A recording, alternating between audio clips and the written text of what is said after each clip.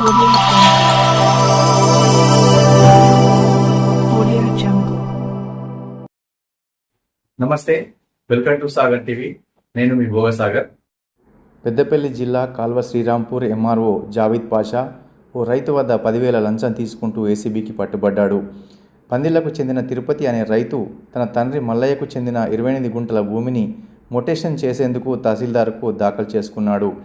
MRO తన ఇద్దరు అనుచరులు అమ్జద్, ధర్మేందర్తో సదరు రైతు వద్ద 60,000 రూపాయలు లంచం డిమాండ్ చేయగా మొదటి విడతగా 50,000 ఎంఆర్ఓకు చెల్లించాడు. మొటేషన్ పూర్తయిన తర్వాత 28 గుంటల భూమికి సంబంధించిన పట్టాకు మరో 10,000 డిమాండ్ చేయడంతో ఇచ్చే స్తోమత లేక బాధిత రైతు అనీషా అధికారులను ఆశ్రయించాడు. పథకం ప్రకారం అధికారులు కార్యాలయంపై దాడులు చేసి ముగ్గురిని అదుపులోకి తీసుకున్నారు. వారి వద్ద నుంచి 10,000 నగదు స్వాధీనం చేసుకున్నామని అధికారులు వెల్లడించారు.